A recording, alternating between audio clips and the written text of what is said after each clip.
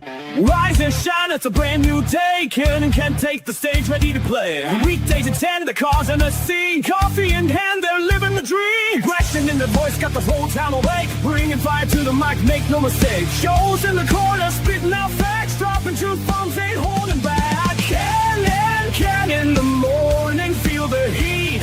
From 10 a.m. CST, can't take a seat. We live and loud, they're breaking the mold.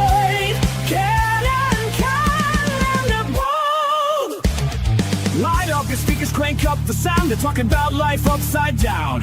Opinions exploding like a sonic blast. In the studio, they're built to last. With passion and grit, they engage and ignite. Every single week, they're a force can't fight. From sports to politics, This is a Huddle Sports Network broadcast. You can find us on Roku TV, Amazon Fire TV, Facebook, and of course YouTube. Get all your NFL news here first. Good morning. Welcome to another edition of Ken and Ken in the Morning. And we've got a Joe. And Joe, your Raiders are in the news this morning. Well, they were in the news yesterday, for sure. Yeah. Let's go over the news about Christian Wilkins. Mm-hmm. Considering he wasn't news by the time we were on yesterday, so, and he is today, that's why we say it. Because obviously, we weren't on yesterday afternoon. Yeah, it's I'm not surprised at all. The dude's been dicking around he's been injured since last season, like week 2 or 3 of last season, man. Like, they're saying that he wanted they wanted them to have another procedure, and he said, no, I want to rehab. I get not wanting to have surgery. I get it. Who wants to ever go under the knife, right? But they're saying that's pretty much the reason why they cut him. Yeah, but see, I get not wanting to have surgery too, but if it's going to fix your issue, then fuck it. Sometimes you got to do what you got to do. You got to do what you got to do, and believe me, I'd sign up for a certain surgery if there's any doctor that would touch my back, but unfortunately, they're all afraid of it. Yeah,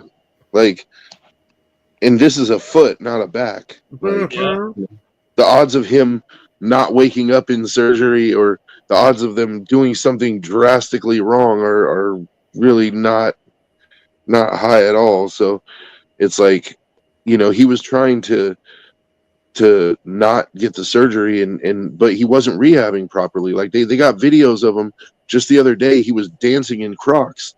Like, he's supposed to be in a walking boot. He's dancing in Crocs in the Raiders facility. And I think that was the last straw. I don't blame him at that point. The Packers, the Raiders were able to avoid a $35.2 million remaining in his money. He got into 5 games last year. Okay, so here's the deal. He had a 4-year, $110 million deal that included $57.5 million in guaranteed. He ended up in 5 games. They just voided $35.2 million of his contract. Of course, he's filing a grievance with the NFLPA over all this. But after hearing what you just said, I don't think he's going to go far with it. I mean, anything can happen with the NFLPA, but I don't think the Raiders would make this move if they didn't feel pretty confident. Like, the Raiders have lawyers too, and I'm pretty sure that their lawyers were like, they went, they probably double and triple checked. Like, you're absolutely sure that we can do this, right? And the lawyers are like, the player's going to avoid, even if good morning is, or even if they're going to lose, he's going to file just to file, because, I'm all grieved. No, you're not. And he'll lose, it's just, it'll be interesting to see if he ends up with another team this year. I don't think he's ready to play. I think he needs that surgery, and he's just been putting it off. And the other thing is, the Raiders end up with a massive dead cap. His cap hit next year is like $55 million. But if we win the the arbitration or the grievance, it goes down to like 30 million. So we're gonna have 30 million in dead cap for him next year, just to be able to get out from under this albatross of a contract. It's not the way that we wanted it to go, and it's not the way the Raiders wanted it to go. They went in good faith. They gave this guy a 4-year, $110 million deal. They paid him like one of the premier players in the league. They expected him to be there. Oh, absolutely. Because I I remember. don't think it's unreasonable. Like, if you're making $110 million in 4 years, for you to be there and for you to do whatever it takes to get you back faster. Shit, I remember when he got mean, signed by the Raiders, you were excited as shit about it. And for this to be the outcome, it's got to be massively disappointing. So over the cap hasn't updated yet, but before the cut yesterday, his cap savings for next year is negative 19.3 million. Obviously, that number is going to change because of the way everything happened. For this year, his dead money would be 74.9 million, and his dead cap is 56.8. Now they haven't updated yet, so I'll have to check tomorrow when they update and see how those numbers change. But yeah, huge financial hit for the Raiders, man. Well, that's why the void is so important, because once the void gets approved, it's going to cut into that dead cap. 32, only 32 million. It's still a huge chunk. Yeah, it's still a huge. Like I said, they're still going to pay. Like, it's still a huge chunk. It's not what the Raiders wanted to do. Like, they didn't go into this like, ooh, I got an idea. Let's void his contract a year in. Like, Yeah, that's where Luka. I don't think the player in this case is in the right too. Like, and he wasn't even rehabbing right. I don't know if you missed the part where Joe was saying there's video of this guy dancing in Crocs in the locker room. He should be wearing a boot. So he didn't he didn't do what he was supposed to do either. So I get what Luka's saying. He's like, yeah, but if you have surgery, then more likely that you're going to get it again. Okay, I get that piece, but how do you rehab properly? Maybe this isn't a problem. And maybe the Raiders would have been like, okay, fine, we won't put you under the knife, but rehab. Well, and then he goes to rehab, and he's in Crocs dancing in the locker room. Like, dude, you're supposed to be in a walking boot, not in Crocs dancing in the locker room. Yeah. I get for $110 million, you can cut my fucking foot off. Like, come on, man. Joe, there might be robot feet on, dude. Like, I was going to say, there might be some places in the world that would take you up on that offer. I'm just saying. We've all seen the movie Hostel. Yeah. We usually err on the side of caution and side with the player in a lot of grievances with ownership. But dude, sometimes players just do stupid things, and this is one of those cases where he just did something stupid. Like, come on, be smart and do your rehab, man. Like, you're a professional making signed a contract worth over $100 million. Take care of your business. Don't do stupid shit like, well, I wanted to dance in the locker room in Crocs. Like, dude, are you dumb? That's pretty much spitting in the Raiders' faces, dude. Like, the organization's face. Like, you're dancing in Crocs. You won't get the surgery that'll get you back on the field. Meanwhile, we're paying you to dance in Crocs in our locker room. I mean, on the flip side for the player, like, I have okay, dude, you've got, $20, $30 million now in the bank, whatever, that you've earned over your now very short career, 5-year career.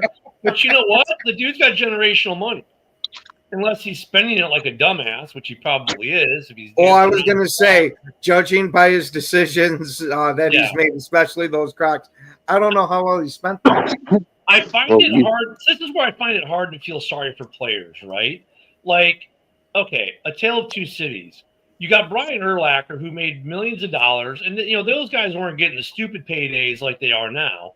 But for his day, he made really good money. The dude drove a beat-up old Ford F-150 pickup truck, was very unassuming, careful with his money. Grok, never spent an NFL paycheck. Only took money he made from doing advertisements to spend on stuff. His big splurge was like a silver chain, right? Not even something blinged out, like a regular plain Jane, silver chain. The dude didn't spend a lot of money, right? So when he retired, he had a ton of money in the bank. And then now he's got stuff he's doing post-career. So you got guys like that. Then you get guys who go out and do the Warren Sapp thing, own 5 nightclubs, own 8 houses, and do all kinds of weird, stupid shit, and then have to file bankruptcy and go, oh, feel sorry for me. No, I don't feel sorry for you. I don't feel sorry for any of these players who make millions of dollars, and then 3 years after they're out of the league, they're dead broke filing bankruptcy. It's like, dude, you made more money in your 2 to 5 to 8 years or 10 years or even 15 years in the league than most people could ever dream of, and you frittered it away. People could fucking dream of put together. Yeah. I mean, so like with this guy dancing around in Crocs in the locker room, if this guy's broken 2 years, not a tear to be shed. And I just want to bring this point out because I learned this not too long ago, and I thought it was a pretty funny anecdote. You guys remember the movie Idiocracy? Yes, vaguely. Uh-huh. Do you remember how they were all wearing Crocs in that movie? Mike? Not particularly, but okay. Okay.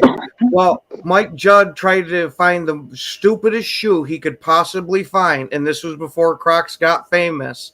And that's what he picked for Idiocracy was the Crocs, because if you watch the movie, you find out that the national IQ has just plummeted. So that doesn't give a ringing endorsement for Crocs. I mean, Crocs are comfortable. I get why people wear some. For some people, they're comfortable, man. I mean, they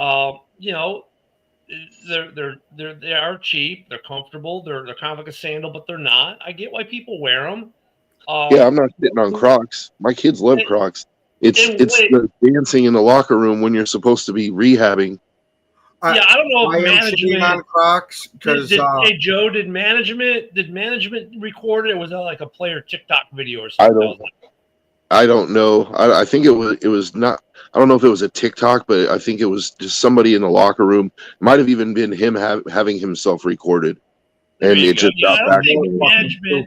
I mean, there are cameras all over the place in our camp. I don't think management's like, necessarily spying on guys in the locker room. But even I mean, they would probably have cameras for security because people break in the locker room when they're practicing a game. So I'm sure, I don't know, but either way, this didn't look like security cam footage though. This looked like somebody's phone, cell phone footage. Yeah, just people are stupid, man. Even players.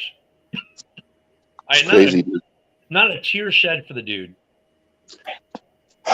No, but many tears shed for our salary cap, though.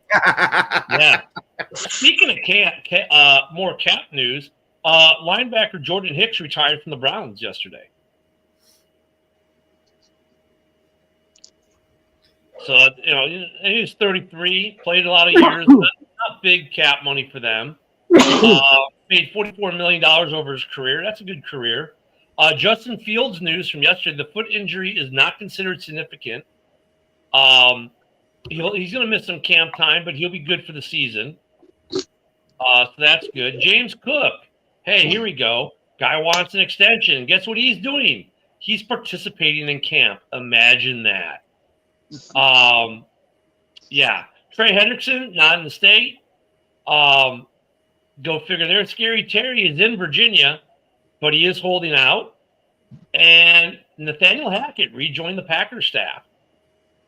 He is back as the analyst role on their defense. He's now officially a defensive analyst. Yeah, he's doing the same role there that Sala played last year for us. What's up there, B. Strilla? What's going on, guys? How y'all doing? Oh, not too bad. Glad to have you with us, buddy. Yeah, sorry I was a little bit late there. I'm famous, so. But yeah, how y'all got? Hey, what's going on, Raiders guy? I know all the shininess coming from the bottom half of the screen right now. I was gonna say, holy shit! You guys could have warned us. We would have brought our sunglasses today. Yeah. Who's doing the Mr. Clean? I guess you're going to the Mr. Clean auditions. Yeah, we're gonna ace them up. Tell him, Joe. Oh, and here's our Dorn comment of the day, because it's camp. Everyone's looking bad. Everyone's looking great. The season's over. Okay, we had our clickbait moment of the day. Yeah. Another thing about the Raiders that they're doing this offseason, they went and picked up a couple of guys that haven't really produced in the last couple of years. They used to be big names, but haven't really produced. And they're like, I don't know, I guess they're hoping that they can revive their careers with us. But they went and got Jamal Adams the other day. And that's the move I was questioning, because didn't he have issues with Pete Carroll when he was with the Seahawks? I don't know. Evidently not, or they got over those issues. Yeah, He's on the team. And then Devin White, he played for the Bucks, and then he kind of like at the end of his Bucks tenure disappeared, and then he went to the Eagles and got cut from the Eagles last year, and they signed him. But I don't know, like they went out and got a couple guys that used to be names. We'll see. I'm hoping that Devin White works out though, because when he got drafted, I wanted the Raiders to draft him. Like the guy's measurables, like he runs like a 4.4, and he's a crazy athlete. Yep. Like it's just his play diagnosis needs much improvement. But he's a crazy athlete. Like the Bears hosted DJ Shark and a couple other wide receivers the other day, which is interesting to me. That probably looking for some depth. You got there are going to be some guys like that where some old names resurface as camp names all of a sudden, and what? Sometimes these guys it's the right time, right place, right change of scenery, and they produce again. We've seen it before. Like it's like we were saying, like was it 2 days ago when we were talking about the Packers, like how they're kind of just stuck in that area, right? And the guys who go from Green Bay like disappear. Like they're good in Green Bay and they go somewhere else and disappear because they were right time, right place, right team. Then they go sign the big money somewhere else and they kind of disappear. And that it happens in the inverse, right? In the reverse of that, a guy who can have a good sign a contract with a team, review with the team, and just kind of disappear, and then they go somewhere else, and the situation there is just right for them, and all of a sudden they produce again. We see that all the time in the league, and it's like it's funny how fans have selective memory and kind of forget that. Yeah, as I say, most fans are stupid anyway. So okay, which one looks like Kurt Angle? Because I got a feeling you're talking about Joe. It's true. It's true. No, it's damn true. Damn. I like Kurt Angle, man. So don't I, but my favorite version of him was Perk Angle. So, Strillo, I mean, your team, man, I was talking about yesterday, man, you guys just can't get away from injuries, and the season hasn't even started yet. I have a feeling you guys are hosting a ton of guys at camp this year. Man, don't let see. You just said something about training camp being a bunch of hype stuff. Injuries during training camp, if you're on an active PUP, that don't mean shit to me. Okay, is when you go on a reserve PUP, that means something to me. Okay, Terrion Arnold's back. Okay. Derek Barnes is back. So you don't think like any of these guys, because yesterday it was a pretty long list of guys they moved to PUPs and NFIs. You're not concerned about any of that? Some of those guys may translate over to the inactive. Yeah, maybe. But if they do, they do. They're still going to be back they're still going to be back by the beginning of the season. I'm not worried about it. I'm not. This is going to happen. It happens in everybody's training camp. There's people that go down in training camp all the time. They're going to be back. I mean, like Levi is a lost cause because obviously he tore his ACL, so he's going to be out for the rest of the year. Aleen's not going to be back till probably October, November-ish, probably more like October because they said he's doing pretty well. Malcolm Rodriguez is probably going to be coming back earlier than anticipated. I mean, they got people coming back. I mean, Aiden Hutchinson is one of the main guys they need to come back anyway. The secondary is good. So I'm not too worried about it. They just got to pay Anzalone or let him walk, whatever the hell they want to do. Yeah, I mean, and when I said that they're going to be hosting guys, I didn't mean that in a negative connotation either. But I mean, I look at if I were the Lions, I'd host guys. If I got guys on the pup and I can bring some other bodies to look at, because maybe I got some guys, towards the bottom of my roster that if I can maybe get an upgrade by bringing guys in who run signed right now and just take a look and maybe catch lightning in a bottle. I mean, it doesn't hurt, right? And I agree with you. Like, the NFI and the pup at this point aren't like major, oh my God, but you still pay attention to it. And at some point, I don't know where that point is. Those, it's not a big deal. Or is that byline where it becomes like, okay, wait a minute, this dude might miss time. So I don't look at if they're putting players on the NFI, like, what are you supposed to be on vacation? He goes, Case Keenum's off the pup list, championship, and he laughs. At what point, like Jalen Johnson's on the active NFI, right? At what point do Bears fans go, okay, Jalen's still in the NFI. When's this going to affect the season, right? And obviously we're early in camp, so it's not yet. But is it like if they're still in the NFI or the pup coming into the third and final preseason game, is that when we start going? I guess you could start getting worried about the later it is into training camp. Yeah, obviously. But you ever notice if you look on your if you look on your transaction report for your team, you always see them signing like a cornerback that you ain't never heard of before, or a linebacker that you never. These are people who are just going to be stepping in while the second guys that are behind the ones that are on the pup list right now are taking over. So they said, well, let's get this guy to come in there. He's a camp body. Let's bring him in here. So I see that all the time. Yeah. Really, when you need to get worried, and you're right, the further along in training camp that goes along, and you're getting closer to week one, then that's when you start saying, yeah, what's going on with this guy? Because like Levi was a mystery to us at first because Levi was taken off. And he said, oh, he's not going to be back until week 4 of the season. Like, what the hell? And then they say, oh, well, he's not going to be back at all because he's got an ACL. See, with the Lions, too, the medical reports are kind of, forthcoming. Yeah, it's like with Braxton Jones. We didn't expect Braxton Jones to even be at camp with the injury last year, and they just cleared him for full practice day one. It's like, so we got us a nice little left tackle battle going on in Chicago because we didn't expect them. The injury reports can be, we've been told, I guess I'd rather be told it's going to be 12 weeks and have them come back in 8 than have them say it's going to be 8 weeks and they come back in 12.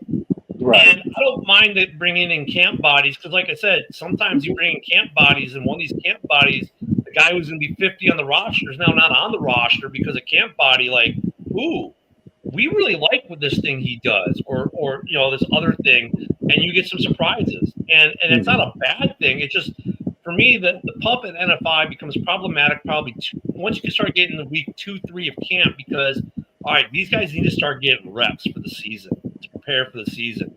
And if you're going to be like Jalen Johnson, I'll just use him for an example, and they're saying, well, he misses all of camp, but he's good for week 1. No, he's not. Because he won't have gotten any reps during camp. He won't have gotten any practice. How is he going to be good for week 1? I hate when teams sugarcoat that. I mean, okay, during meetings, but they need some reps. Veterans are one thing. Okay, Jalen Johnson is a veteran. So if he is able to come back week 1, obviously he's going to have a week of practice before he plays that week 1 game. So I don't have no problem. If it's a rookie. Oh, yeah, rookies. Yeah, that's a whole different story. You'd be like, oh, well, no, hell no, he ain't going to come back on week 1 because, dude, you don't even know your position. You don't even know what to play in the front line. But it also depends, like, let's say in Jalen Johnson's case, like installing a new defense, new defensive coordinator. So it's like if the defense is not much different than the defense we were running last year, the Eberflus defense, okay, not that big of a deal. If it's minor, adjustments, changes, whatever, it's not as big of a deal for a vet. If it's a brand new defense install with massive changes, though, I would be more comfortable with him getting a couple reps during, camp than just 1 week of practice. I mean, he plays the cornerback position for one thing, and that's the second hardest position I think in on the field because you have to anticipate the quarterback. You have to know where the receiver is going. You have to do your homework when you play cornerback. It's as simple as it is. And then you got to make the plays, and you got to tackle and all that stuff. So you got a whole bunch of stuff that you got to worry about. But I think that's what's simple for corners on a defense. I think linebackers and defensive linemen more have that if they don't have that structure with a defensive coordinator, if he changes stuff, changes the defense, they are the ones that really have to understand where the changes are coming from. In safeties, they might have a little bit of a different schematic that they have to do, but it's kind of a simple adjustment when it comes to that. It's usually the linemen and the linebackers that I think that have to really be there and playing in training camp when they have to hold the defense out there. So it's going to be interesting to watch these injury reports. I mean, this year, I think last year I remember there being such a flood of injury reports day one. This year was pretty big. Every year is a little bit different. We get our first football game on Tuesday. After we all enjoy the weekend, we'll come back. We'll see the Lions and the Chargers go on Tuesday. Isn't it Thursday? Thursday. Yeah, Thursday. Yeah. Thursday for the Hall of Fame game. Let's see if this one we get a full game, unlike last year where we had the rain. The Thunder and Lightning cancel the game after somewhere in the third quarter. I don't expect to see too much of starters at all, if any starters, for either team. Oh no, you're not. I kind of miss that. We say it every year. I kind of miss seeing the starters in preseason. I really do. I think it negatively affects them. Especially look at week 1 and 2 in the league. The NFL doesn't seem to care that week 1 and 2 are kind of trash because people are so hyped that the regular season started that they feel it gets washed, and it does get washed by the average fan. But then the guys like us are going, man, how can we really judge what our team is when they still are in preseason mode on the field? That's why you see a lot of sloppy games. Joe, you honestly though, I think even though they said that Justin Fields' injury is not significant, which is good news for them, I still think missing any camp for Justin Fields is not a good thing right now. Like, it's his first year with the Jets, new coaching, new system. Yep. Like, he needs every rep he can get. And so I just, I'm not saying it's going to tank their season, but like I was really hoping that he would get every rep, that he would, I really want to see Justin Fields make the most of this opportunity. Like, I'd like to see him succeed, but I agree. Come on now. I mean, obviously he's going to be hitting the class. I mean, hard, you didn't hear me say he's going to win the MVP, did you? I just said I'd like to see him succeed. I don't think there's anything wrong with wanting to see a player who you think I would like to see him succeed. And so in order to do that, you need to have everything go well, like camp, you should be there. Like, you need to be there and pick up the system, like learn the timing with your receivers, things like that. Like, and so it sucks for him because I think it's not the best thing that could happen for them, but we'll see. I mean, we'll see how long he's out. If he misses a week, they're not even in pads yet. I don't think. Justin Fields is back out there today. Is he really? Yeah. Oh, that's good. John brings up a good point about the joint practices are good, and they are. We do see more of them now than we used to. I think that's kind of like coaches realizing that not playing their starters in preseason, they need to do something. And the joint practices are good because that's more of the benchmark that they're looking at for their teams than these preseason games now. I like these joint practices and all, and they're a good middle ground, but I'd trade them in a heartbeat to bring back 2-a-days. Yeah, I agree with you on that one. A lot of times these joint practices just turn into huge brawls anyway. They can get chippy, but they don't always get chippy. I mean, that is the NFL promoting the smallest thing they can possibly promote is these joint practices. That's why they got them, because people are going to come out and see that.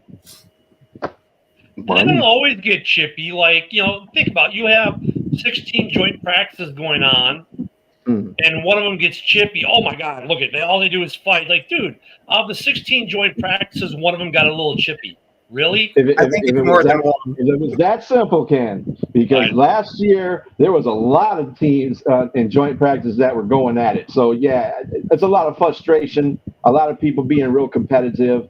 I mean, personally speaking, I remember when the Lions had hosted the Giants. I think, was it last year or the year before? No, it was last year. They were fighting like it wasn't nothing. It's like every 2 minutes there was a scrum breaking out. I was like, dude, Play football. Stop doing that. It's all right once in a blue moon to do that, but damn, you're doing WWF now. What the Yeah, it's not just a little chippy. It's like full on. People are brawling, like, fighting.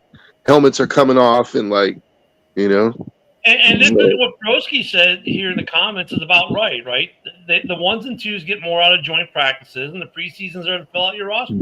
There you go. Mm-hmm. Well, when you keep taking preseason games away, you got to find somehow, because that's what the fourth preseason game used to be.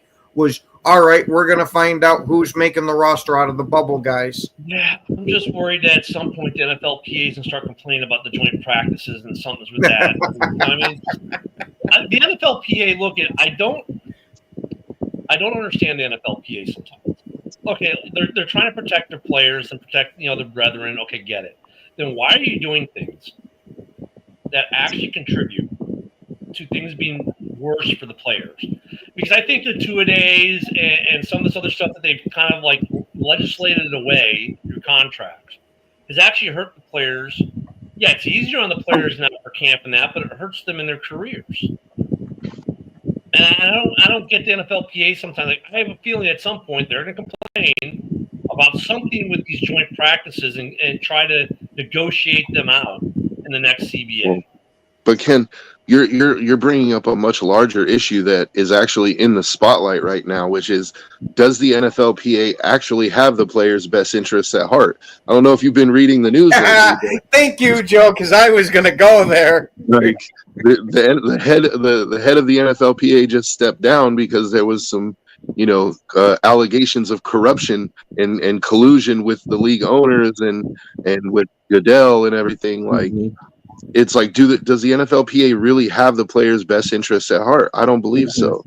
Which is just like it's the NFLPA, and it's by nature is a bunch of players and former players. It's like, you know what? This is a situation where you see where a union's gone bad. Unions can go bad just like anything else, and I guess this is the perfect case of that, right? It's just these guys are too busy enriching themselves, so the players are supposed to be protecting, and especially with some of the cases we're seeing coming out now with the collusion and this, that, and the other.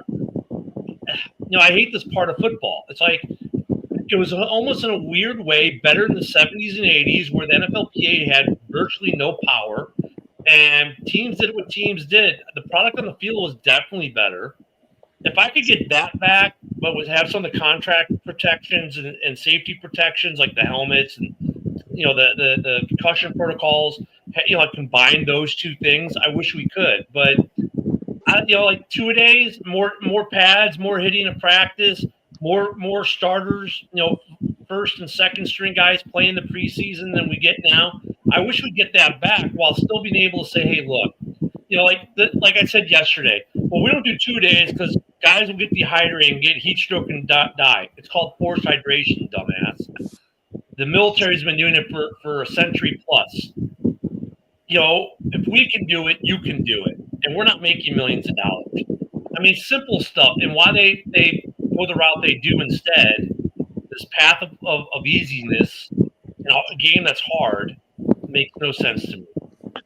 Can I make an argument that it probably won't be very popular, but it's like, so let's use refereeing for an example, right? People love to bitch about refereeing, right? And then the argument that we hear is, well, they're humans, and you don't, if we go to fully automated refereeing, right, like you're taking the human element out of the game, right? Like it's human nature to make mistakes at times, and those mistakes impact the game. Well, it's kind of the same thing with the NFLPA, their relationship. Like, it's in nature that if you can influence something in your favor, you're going to do it. If you have billions of dollars, right, like the NFL does, and you can go and buy the leadership, it makes sense that you're going to business. It's smart business to do that. Like, I'm not saying I agree with it, but I'm just saying, like, we can't be shocked that this group of multi-billionaires went and like got in the back pocket of the NFLPA leadership. Like, if you were an owner, you'd probably want to do the same thing, unless, and I'm not saying you personally, I'm saying, like, if you were part of this conglomerate and you're making billions of dollars, it just makes sense to sort of grease the wheels when it comes time for CBAs, when it comes times for things. Completely agree with you. And man, now I know I don't want to go back to 14 games. 17 is fine. Even if they go to 18, I'm fine with that. But I wish they would do 18 plus 3 preseasons, but it's going to be 18 and 2 because that's what the NFLPA is going to want. Robo refs. Okay, I mean, all of us here. Well, okay, at least a couple of us have some age. But look, even in Ken's day, being the young pup, back when we played sports as kids, we were always told the refs are part of the game, right? That's it. Okay, give me Skynet. Yeah, the refs are a part of a game. So like robo refs, and now like with baseball trying to do the digital strike zone where a computer calls balls and strikes. No, the umpire, the referee, it's always part of the game, and part of the and sometimes plays go your way, sometimes they don't. In the aggregate, it usually washes out even. Maybe not because of the timeliness, but in the aggregate, it washes out even. I mean, it's always been part of the game. I mean, I don't mind like doing replay, giving refs another opportunity to look at a play. Okay, fine, as long as it does. But in some cases, though, it's gone too far. It's become a distractor and takes away from the game. If you can do stuff like that and make it where it doesn't take away from the game, and you can correct the change, I mean, but how many games have we watched where like the telecaster sees a play and the replay a certain way, and the referee upholds the call, and all, oh my God, it's like, but once again, the human element has to be part of it. And the other side of that, which you're talking about, Joe, I agree with you. If I could grease the wheels of the NFLPA as an owner, oh yeah, I would too. That's business. That's the way it's done.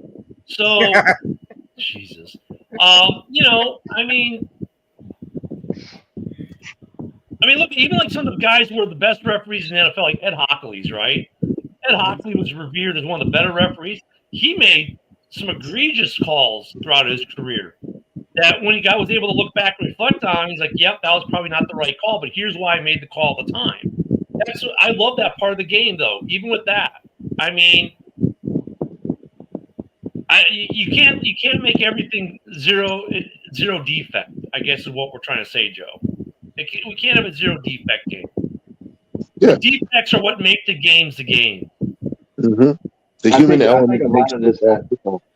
I don't know. I think a lot of the element in the NFL is because of the things that were taken away from football. Defense is one of them. And, it's because everybody wants to see his team go 55-45 in the game. Hell no. Nobody wants to see that shit all the time. No. If you don't got a defense, yeah, that's one thing. But if you have a defense, I want to see you play defense. I want guys going out there headhunting. I don't give a damn. Absolutely. That's what the sport is. It's a gladiator sport. People still refuse to believe in that. It's dangerous. It doesn't make a difference how much padding you got on, what kind of new developed helmet you had on. It's still a gladiator sport. There's still going to be injuries from it. Fuck it. And they get a lot of money. So Brent, what would you rather see, a defensive battle or a shootout? A defensive battle. Yeah, I'm with you.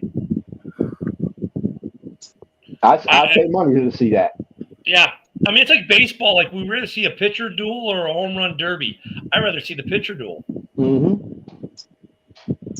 I mean, I don't know, like baseball, but fans love the home run. Chicks dig the long ball. Okay, whatever. Basketball, they love the dunks when all they do is shoot threes because fans love threes. No, we don't. That's why I don't watch anymore. It's just a three-point shooting. I mean, a good defensive battle, a good pitcher's duel, a good defensive game in any sport, hockey too. A 1-0 game in hockey can be one of the best games you've ever seen. Lots of hitting, checking, stuff going on. I think the same is true in the NFL. You get a good defensive game where like quarterbacks are getting mauled and big hits are happening and interceptions and batted balls and fumbles and dude, I mean, that's just as big to me as exciting as, oh, great, they just marched down. Now it's 52-46. Great. Yeah. After a while, the shootout gets kind of boring. It's like, okay, they're going to score again. A good defensive battle, though, where it's like the first team that maybe breaks through wins the game, like that's the game. Because now it's like the gladiator sport and the chess match that goes along with it. Right? The offensive coordinator versus the defensive coordinator versus the captains on each side of the ball. And the first one that breaks through is going to win the game. Hey, Luca, what did you mean that people are nuts about the Chiefs and the refs? Oh, say how the Chiefs have bought the refs. Someone said in the comments that the NFL refs don't have the same power as MLB umpires with changing the strike zone. But I think that's a response to that. And Luca's right, because NFL refs can change an NFL game just as easily as an MLB umpire or NBA ref or NHL ref, any referee in any sport. But I'm just trying to find out, is Luca on the side of, is he saying that the refs do not favor the Chiefs? Because like it's not just Raider fans that are saying that, dude. Like, oh yeah, you can definitely see a little bit of rough left over on Mahomes' lip. No, you know what Manhauer just said. Skrill is pointing to it, and yeah, like, oh, flag on the play. You hit the player too hard. Really? Yeah, that's ridiculous. What's that one called? Roughing the tackle? Roughing the guy you tackled or something? I mean, that's just getting stupid. I'm waiting for the roughing the passer call when a quarterback scratches his nuts a little too hard. But Luca, even if it's two bad offenses, I mean, a good defensive game, because then it's like whoever gets a defensive touchdown might actually win the game. Like, that makes those bad games fun to watch. Yeah, that's but it's the difference with football and baseball. If you get a really bad team in baseball, it can be really hard to watch because they give up a ton of runs. Their defense, errors all over the place. You watch two bad football teams have two bad offenses, but their defenses are somewhat good. That can be a fun game to watch because it's what defense is going to. Then it becomes like who can get a pick six? Who can get a? Yeah, we're gonna say that's the only way it becomes entertaining. Because otherwise, to me, it kind of reminds me of like the 14-year-old beating up the 9-year-old when you got a good defense going up against a shitty offense. Right. Bring back Paul Tagliabue. May he rest in peace. Yeah, no, I totally agree, Luca. I think the Chiefs do get the benefit of many close calls and some not so close calls that go their way. But yeah, that's true too. do you really like a 9-6 game? Like, who likes a field goal fest? Was that the Bears and who was that a couple years ago? 9-6. The Bears and Vikings. That was Atlanta in the Steelers, the first game, wasn't it? Yeah, but here's the thing. Atlanta won like 12-9 or some shit like that.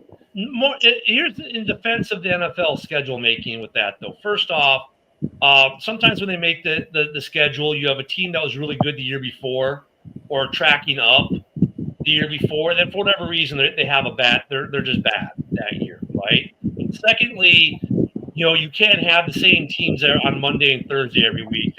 So you got to sprinkle in between the European games, Monday Night Football, Thursday Night Football, and Sunday Night Football. Like, you can't go, like, maybe one or two teams you can, like, exclude, but you can't exclude that many teams from those games. So, when you think, like, okay, the Bears-Vikings game, you're thinking, well, it's a division game. Division games are always good. Well, that one wasn't great, right? So I get it, but you can't blame the NFL for that because, remember, like most of these podcasts, good morning, Darren. Most of these podcasts and everything else you're watching, they're basing it off of last year. And then, like, if they can, they're basing off some of the hype that comes out of the draft because shortly after the draft, right, the schedule drops. So, I mean, they're basing off last year's end and some hype off the draft. And that's what they're doing. And, some of the early preseason moves. And that's how they have to base these matchups or marquee games. And sometimes they fall flat. But a lot of times we get great games. I think the other thing, too, is that they had one Thursday night game on Thanksgiving. I mean, yeah, they need to start. That's another thing they need to start doing, too. The NFL can do anything. So where you have your points where they schedule based on what happened last year, at some certain point in the year, they have the power to change the schedule to where it benefits the better teams at the moment. So if you have a Dallas versus Philadelphia, and they're both playing tremendously well, and they were put on the back burner on a Sunday night game, but you had like the Browns and the freaking Bengals playing on Monday Night Football, you could switch them over to Monday Night Football, and you can give them that time frame. That's an extra day for them to prepare, and just bring the Browns and Bengals back on Sunday. It's the NFL has the power to do it. They just do dumbass shit. But some of that's like moving a team from Sunday to Monday. It's a logistics issue there, right? Because teams, fly out when they fly They're out. gonna be there anyway. That's what I'm saying, though. It's not that much logistics. We see them flex games like same day. Like, okay, the Bears-Commanders game last year was supposed to be a noon start. It was flexed to the afternoon game. Like, they can flex within the same day usually. But the flex of Sunday to Monday, unless they did it early in the week, but the logistical planning for these things, they do them 2-3 weeks out. So if you're switching a day, that becomes a nightmare. Logistically for the teams, they could do it, yes, but it can become logistically very tough. And they do flex. I mean, look, Sunday Night Football is a flex, right? After the first 2 weeks, right? When they start flexing, is it week 3, week 4? I think it's past that even. Yeah, it's way past that. I don't think they start flexing until midway. Yeah, is it midway. Yeah, I think it's after the trade deadline. At least that becomes a flex at some point. And look at you got to figure. Let's say out of every week, there's 3 primetime games, right? Monday night, Thursday night, and Sunday night. More times than not, we get 3 good games. If you go out of 30 games in 10 weeks, maybe we get 3 that are bad. That's not bad. That's really not bad. Here we go. Weeks 5 through 10, man hours saying it's flex time. Luka. Well, they flex at the end of the season, though, too.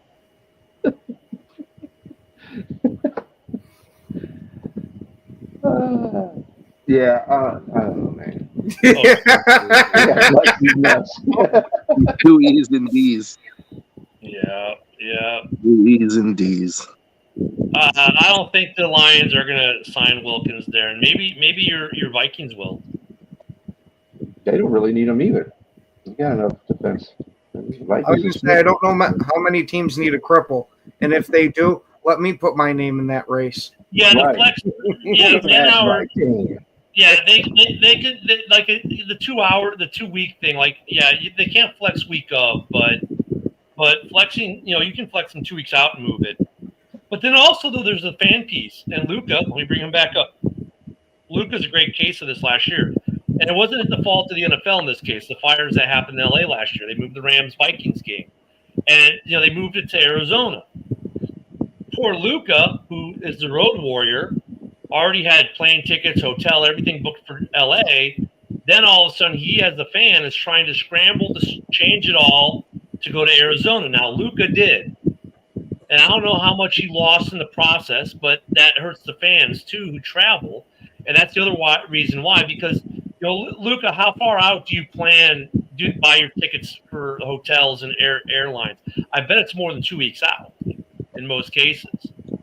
And look at Woody. He's already bought his stuff to go to week 3 in Chicago. So if they were to flex that game out, he's out all that money. So there's a fan piece to that as well. Yeah, Luka, I wasn't saying it to you. I was just saying it to Darren. Because Darren's just coming on talking trash. You don't know the defensive lineman either, Darren. Stop. That would be a funny announcement too. It's like the Lions have signed Christian Wilkins to an injured reserve contract. Y'all gonna stop at that injured reserve in the Lions. Y'all signed just as many injured reserves. No, I'm with you, Bistrilla. I mean, at this point, you don't really worry because they can come back because the rules are different in the preseason than they are in the regular season when these guys are in the NFI and PUP. They can come on and off anytime they want right now. And sometimes they do it because, hey, we put Bistrilla on the NFI list. They don't have to tell you why, what the injury is, but we put him on the list because he's going to his brother's wedding So we're just gonna throw him Right, in the yeah, NFI those so kind of people things, know. yeah. So people know, just assume he's injured, but he's actually doing a personal thing that a team is allowing him to do. The teams can get creative, and they get creative with it. I mean, we could just say, well, Strilla's going to a wedding. Well, yeah, but then becomes blowback on the player. We'll just say he's injured. Your wedding is more important than training camp? Fuck yeah! Yeah, I was gonna say, come on. These people aren't robots. They're actual real people that have real lives outside of this. Yeah, but you've got these fans, the trolls of the world. Now someone start talking trash and posting stuff on the internet, and then they avoid it this way. Hey, Joe. Yeah, we'll put Joe. Joe's on the NFI. He just has a slight injury that needs to be taken care of. Really, Joe's take care of some family business. If they say, well, yeah, he had family business. He's going to his cousin's wedding. Certain fans would be, oh my God, he doesn't care. He's not taking it serious. Blah blah blah. And why? That's just one way you don't have to even listen about it because they hear, oh, he's injured. Oh, okay. I mean, that's a smart tool for the team. It doesn't create a distraction. And I'm with you guys. Like, yeah, if he's got a wedding, go to the wedding. But you know as well as I do, with all the clickbaiters and everyone else out there, all of a sudden it becomes a thing. I just do this. Fuck y'all. You ain't paying me. You. My owner's paying me. You ain't paying me. So go for yourself. I see a Lions guy. It's like Tarek Skubal on the Tigers right now. He's going to get paternity leave, which is hilarious that they put that for a man. But his wife is expecting, obviously, so they got him on paternity leave. I said, yeah, well, there you go. Yeah, the Army started doing that. When I had my kids, I had 0 days off. Now they get like 30 days of permissive TDY. It's like, really? That's not a bad thing, man. You're gonna love this. Speaking of troll, there you go. Right. Yeah, I was gonna get this because it's a two-parter. Man Howard says, so I see a Lions guy, a Raiders guy, a Packers, and a Bears. I see 15 wins total from you 4, and none of those come from the Packers. Drugs must be good where Manhauer is these days. He must have gotten hit too hard coaching the game yesterday. Oh, well, you don't hate on leave. That's not what we're saying. You got that totally wrong, bro. Yeah. Wait, you got more leave than your wife did? You got 9 weeks and she only got 6, and she's the one who had the kid? That's crazy. That's crazy. How does that work? There's nothing wrong with She has to work at a shitty job. Maybe he needed more emotional support than she. There's nothing wrong with paternity leave, though. Like, I think paternity leave is a good thing, man. Like, who wants to, like, you're going to go watch your wife have a kid and then you got to go back to work, like, the next day? Like, your wife's going to need help around the house. Like, she's not going to be able to even get out of bed for a week, dude. Who's going to take care of her? Like, Oh, I was going to say, your job don't give a shit about that 90% of the time. They're going to tell you, put 2 glasses of water on that and stand next to her and get your ass to work. And you need a better job. Yeah, uh-huh. Oh, jeez, Luca. The words of our viewers. In my younger days, look, I did try. Hey, then you might become a caged Viking at some point when you can't pay all that child support. And she works at a hospital. That's fucking. Hospitals are terrible for how they treat their employees. Wow. How did we get in this rabbit hole? You lived in Canada. Holy shit. Oh my God. If the NFL can you imagine if the NFL did that for the players? Oh, you had a child during the season, you can take 4 games off. What?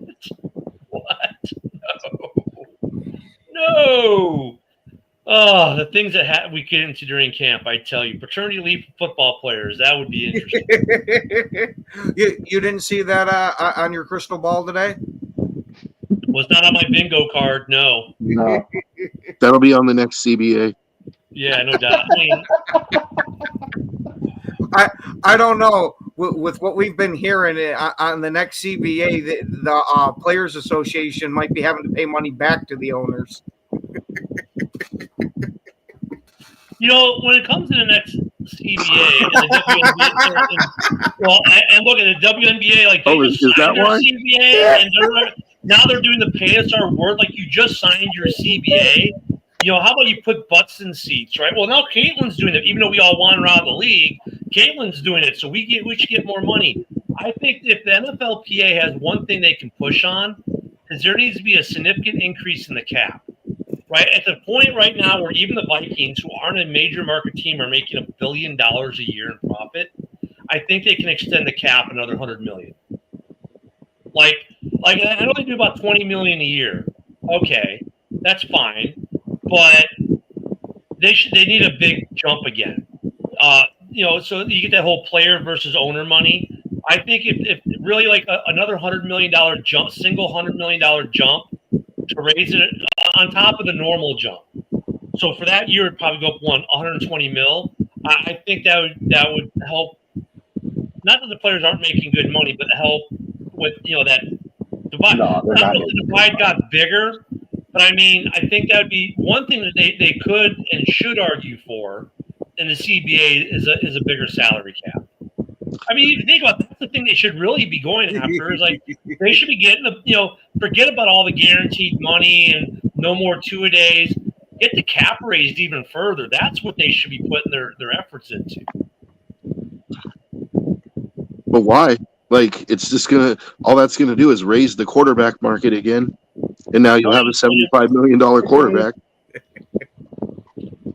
Yeah, but look at the NFL will strike again and lower the contract. I mean, but look at if the teams are making $1 billion a year in profit, right? And what's the salary cap right now? 325, something like that. Mm-hmm. Make it 425. Make it more money going to the players who are generating the revenue. I mean, does that mean you might get a $75 or $80 million quarterback? Yes, it does. But look at. This is one of those instances where I kind of side with the players. Let the players get a bigger chunk. If the players are generating the revenue, then they should get some more of that revenue. So now instead of making $1 billion, the owners are making $900 million. That's still a hefty profit they're making. So I would not be. And look, don't go raising ticket prices. You don't need to do that because that's unfortunately what they would do, though. But I mean, get rid of two-a-days. Get rid of we can't wear pads at practice. We can't, we can't practice too hard stuff. That's like hurting the game. How about just pay the guys more money? Forget the guarantee. How about stop giving them stupid ass guarantees? Oh, your contract is 90% guaranteed. Man, come on. Yeah, Dude. I mean, the guarantee thing. I think I'm not a big fan of the guarantees overall. But if a team wants to give you a guaranteed contract, that's on them. That's a negotiating tool you have. It's a negotiating tool you have, maybe with some teams. But I think also they're 100% is a step too far. Should some of it be guaranteed? Sure. Like that first year should be guaranteed. I'm good with that. After year one being fully guaranteed, no. Because how many times have we seen a guy sign a big contract and then be dog shit? Right. Exactly. That's where they should have stipulations in your contract. You want to get paid big boy money, then damn it, you're going to sign a big boy contract. That's what you're going to do.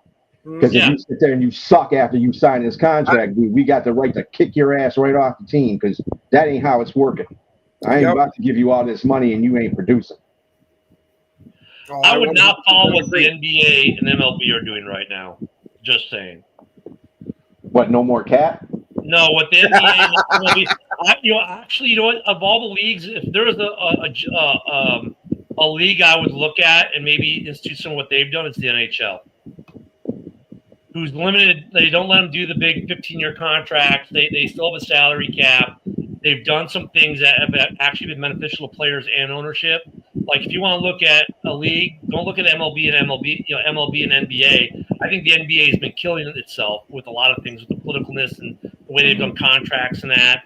And MLB isn't doing itself any favors, but the NHL is still growing. It's the only one outside of the NFL that's really growing like it's growing. That's the league you probably would rather. Yeah, they have a salary floor, not a cap, and we have that too, right? Through the NFLPA, they have to spend a certain piece of their. So, that's right. I look more at the NHL than I would at MLB or NBA in terms of what to do with players. But hey, everyone, we're almost out of time. Have a great weekend. Be sure to thank you for joining us anytime you want to be on. you're more than welcome. Joe, of course, had to jump off. Everyone in the comments, thank you for your comments. Everyone, enjoy your week. And don't forget, Packer Backers are on tonight. And then we got the full slate of weekend shows. And Woody's still on vacation, so make sure you to yell at him for enjoying life while you have to work. Everyone, have a great weekend. We'll see you Monday, and we have some more football. Have a great one, everyone.